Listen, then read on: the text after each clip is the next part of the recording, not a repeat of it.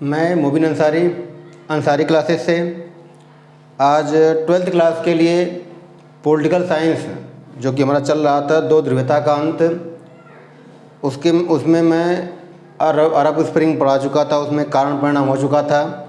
आज next topic है जो इम्पोर्टेंट है कि सोवियत संघ के विघटन के कारणों की व्याख्या कीजिए। यहाँ पर दो क्वेश्चन इम्पोर्टेंट है, एक तो सोवियत संघ के विघटन के क्या कारण थे और दूसरा सोवियत संघ के विघटन के क्या परिणाम हुए।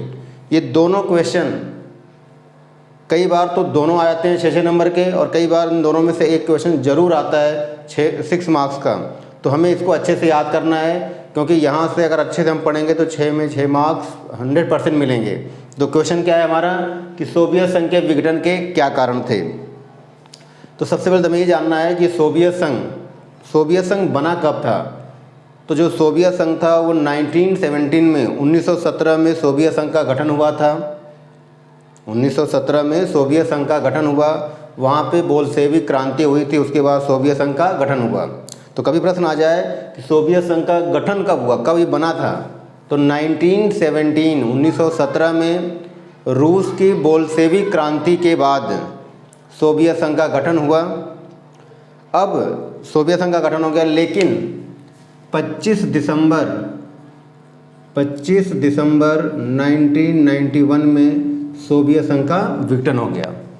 याद रखना है कि ये बना कब, तो 1917 में रूस की क्रांति के द्वारा सोवियत संघ का निर्माण हुआ और 25 दिसंबर 1991 में सोवियत संघ का विघटन हो गया। सोवियत संघ के विघटन के कई कारण थे जो निम्नलिखित हैं।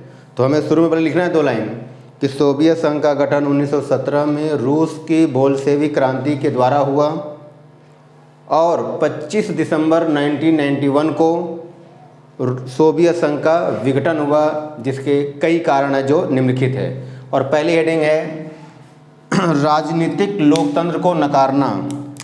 पहली हेडिंग क्या है, राजनीतिक लोकतंत्र को नकारना, ये फर्स्ट हेडिंग है। बताना है कि सोवियत संघ में 1924 में 1924 में वहाँ के जो महान नेता थे लेनिन, उनकी मृत्यु हुई और मृत्यु के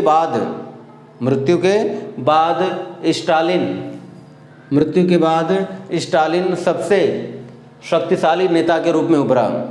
तो हेडिंग हमारी क्या है, राजनीतिक लोकतंत्र को नकारना सोवियत संघ के विघटन का पहला कारण है। इसमें बताना है कि लेनिन की मृत्यु के बाद स्टालिन सोवियत संघ का एक महान और शक्तिशाली नेता, महान तो नहीं कहेंगे, सबसे शक्तिशाली नेता के रूप में उभरा। इसने निरंकुश तानाशाह को स्थापित किया। निरंकुश तानाशाह का मतलब है कि ये अपनी मर्जी से कार्य करता था, जो चाहता वही कार्य करता था। तो बताना है, इसमें अगर हम चाहें तो पॉइंट वाइज भी लिख सकते हैं। मेन हेडिंग क्या है, राजनीतिक लोकतंत्र को नकारना। इसमें पहला पॉइंट लिख सकते हैं कि लेनिन की मृत्यु के बाद स्टालिन सबसे शक्तिशाली नेता के रूप में उभरा, पहला पॉइंट। दूसरा, स्टालिन ने निरंकुश तानाशाही को स्थापित किया, ये दूसरा पॉइंट हो गया। तीसरा बताना है कि इसने संचार के सभी साधनों पर, अखबार, रेडियो, अन्य जो भी माध्यम है, संचार के सभी संसाधनों पर सरकार का कड़ा नियंत्रण स्थापित किया। लिखा होगा कि संचार के सभी साधनों पर सरकार का कड़ा नियंत्रण स्थापित किया। फिर नेक्स्ट में बताना है कि तानाशाही चरित्र से जनता में असंतोष की भावना को बढ़ा दिया। तो मेन हेडिंग क्या है, राजनीतिक लोकतंत्र को नकारना। इसमें 3-4 पॉइंट में बनाकर लिख देना है कि पहले लेनिन के बाद, उनके मरने के बाद स्टालिन शक्तिशाली नेता के रूप में उभरा। दूसरा बताना है कि स्टालिन ने निरंकुश तानाशाही को स्थापित किया। तीसरा बताना है कि स्टालिन ने संचार के संसाधनों पर सरकार का कठोर या कड़ा नियंत्रण स्थापित किया। और चौथे पॉइंट में बता देना है कि इस निरंकुश तानाशाही चरित्र ने जनता में असंतोष की भावना को बढ़ा दिया और यही असंतोष की भावना सोवियत संघ के विघटन का कारण बनी। तो ये फर्स्ट हेडिंग हो गई। अब दूसरी हेडिंग क्या है, आर्थिक विफलताएं। सोवियत संघ के विघटन की दूसरी मुख्य हेडिंग अब यहाँ बताना है कि सोवियत संघ भारी उद्योगों पर बल देने लगा, मतलब बड़े बड़े जो उद्योग स्थापित करने लगा, बड़ी बड़ी भारी भारी मशीनें लगाने लगा।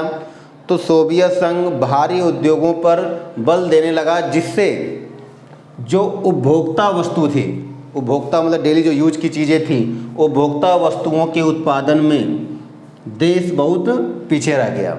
हेडिंग क्या है? आर्थिक विफलताएं। इसमें पहला पॉइंट बताना है कि सोवियत संघ भारी उद्योगों पर बल देने लगा, जिससे उपभोक्ता वस्तुओं के उत्पादन में देश बहुत पीछे रह गया। कहने का मतलब कि रूस ने बड़े बड़े उद्योगों पर ज़्यादा बल दिया, जिससे जो उपभोक्ता चीज़ें थीं उसके उत्पादन में रूस सोवियत संघ पीछे रह गया।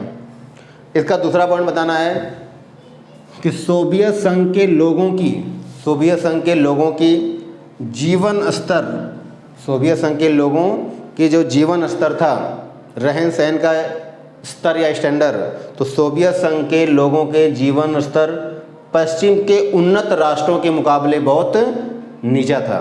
मतलब ये बता देना है कि सोवियत संघ के लोगों का जो रहन सहन खान पान का स्टैंडर्ड या स्तर था, वो पश्चिमी राष्ट्रों के उन्नत राष्ट्रों के मुकाबले बहुत ही नीचा था। इससे भी यहाँ के लोगों में असंतोष की भावना उत्पन्न हुई। तो ये मेन हेडिंग है आर्थिक विफलताएं। इसमें तीन पॉइंट में इसको पूरा करना है। नेक्स्ट हेडिंग क्या है?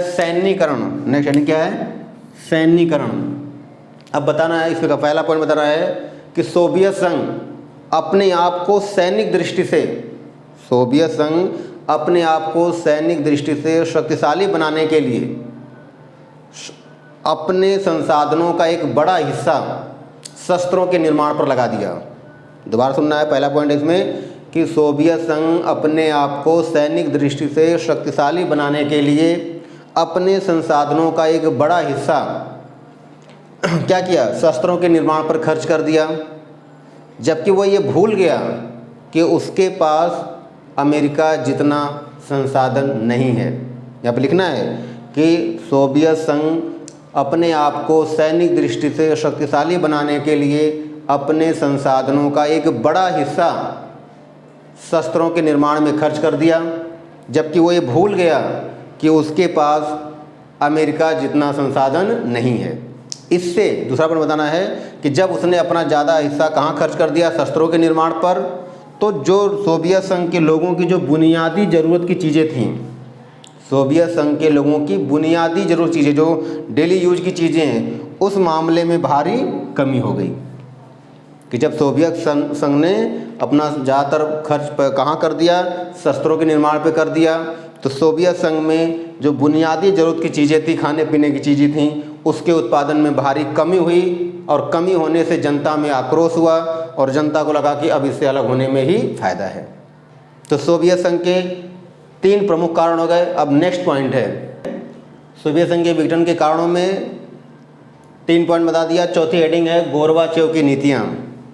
मिखाइल गोरबाचेव जो सोवियत संघ के महासचिव थे, इन्होंने सोवियत संघ की स्थिति को सुधारने के लिए 2 प्रमुख नीतियों को अपनाया, या 2 प्रमुख नीतियाँ अपनाई। एक ग्लासनोस्त, दूसरा है पेरेस्ट्रोइका। कई बार तो यही क्वेश्चन आता है कि मिखाइल गोरबाचेव ने सोवियत संघ की स्थिति को सुधारने के लिए कौन कौन सी नीतियाँ अपनाई? तो 2 नीतियाँ कौन कौन है? ग्लासनोस्त और पेरेस्ट्रोइका। अब तो गोरबाचेव की जो सोवियत संघ की स्थिति को सुधारने के लिए जो 2 प्रकार की नीतियाँ अपनाई गई, पुनर्संरचना का मतलब है कि जो यहाँ की स्थिति थी उसको फिर से निर्मित करना और अच्छा बनाना। खुलापन का मतलब है कि यहाँ पे लोकतंत्र व्यवस्था स्थापित करना, ताकि सभी लोगों को लगे कि हाँ जो कार्य हो रहा है वो अच्छा हो रहा है, सबको पता चलना चाहिए। तो हमें लिखना है कि सोवियत संघ के विघटन के कारण में गोरबाचेव की नीतियाँ भी प्रमुख जिम्मेदार थीं। मिखाइल गोरबाचेव ने 2 प्रमुख नीतियाँ अपनाई। इन नीतियों का सोवियत संघ के जो भ्रष्ट अधिकारी थे, उन्होंने इन नीतियों का विरोध किया। क्यों? क्योंकि वे पुराने उसी कार्य व्यवहार से चिपके रहना चाहते थे। जो भ्रष्ट अधिकारी थे वे उसी पुराने कार्य व्यवहार से चिपके रहना चाहते थे, क्योंकि उन्होंने वहाँ के कारखानों से, लोगों से एक अपवित्र गठबंधन बना लिया था, और उनका वहीं से अच्छा ही फ़ायदा चल रहा था। तो हमें लिखना है कि गोरबाचेव की जो 2 प्रकार की नीतियाँ थी, इन नीतियों का सोवियत संघ के जो भ्रष्ट अधिकारी थे उन्होंने विरोध किया। वे उसी पुरानी नीति से चिपके रहना चाहते थे और इन अधिकारियों ने मिखाइल गोरबाचेव को कमज़ोर बनाने में महत्वपूर्ण भूमिका निभाई। यद्यपि मिखाइल गोरबाचेव की दोनों नीतियां बहुत ही अच्छी थीं, लेकिन उन नीतियों में मिखाइल गोरबाचेव कामयाब नहीं हुए या सफल उनकी नीतियां नहीं हुई, इसलिए सोवियत संघ का विघटन हो गया। नेक्स्ट जानना है कम्युनिस्ट पार्टी का अंकुश। हेडिंग क्या है? कम्युनिस्ट पार्टी का अंकुश। यहाँ पे जानना है कि सोवियत संघ में कई सालों से, सोवियत संघ में कई वर्षों से कम्युनिस्ट पार्टी का दबदबा था या नियंत्रण था। सोवियत संघ में कई वर्षों से, कहा था लगभग 70 वर्षों से, तो सोवियत संघ में कई वर्षों से कम्युनिस्ट पार्टी का नियंत्रण या अंकुश था। वो अपनी मनमानी से कार्य करते जा रहे थे। तो यहाँ के जो सोवियत संघ जो गणराज्य था 15 राज्यों का, देशों का, तो वो सारे देशों में इस पार्टी के प्रति अविश्वास का मत उत्पन्न होने लगा। तो वे सारे इस पार्टी के प्रभुत्व को समाप्त करना चाहते थे और जब समाप्त नहीं कर पाए तो वो खुद इस पार्टी से अलग होने का निर्णय कर लिया। दोबारा सुनना है कि सोवियत संघ के विघटन के कारणों में कम्युनिस्ट पार्टी का अंकुश या नियंत्रण भी एक प्रमुख कारण था, क्योंकि सोवियत संघ में कई सालों से कम्युनिस्ट पार्टी का दबदबा था, सारे कार्य इसी पार्टी के अनुसार होते थे, ये सब पर इसका नियंत्रण था। तो जो यहाँ के लोग थे, जो गणराज्य थे सारे, वो इस पार्टी के प्रभाव को कम करना चाहते थे। जब कम नहीं कर पाए तो वो खुद इस पार्टी से या इस संघ से अलग होने का निर्णय ले लिया। इस कारण भी सोवियत संघ का विघटन हो गया। और सबसे लास्ट पॉइंट क्या है? राष्ट्रवादी भावनाओं का उदय। कहा जाता है कि सोवियत संघ का विघटन उपरोक्त कारणों के बावजूद न होता यदि वहाँ के राज्यों में राष्ट्रवादी भावना का उदय न होता।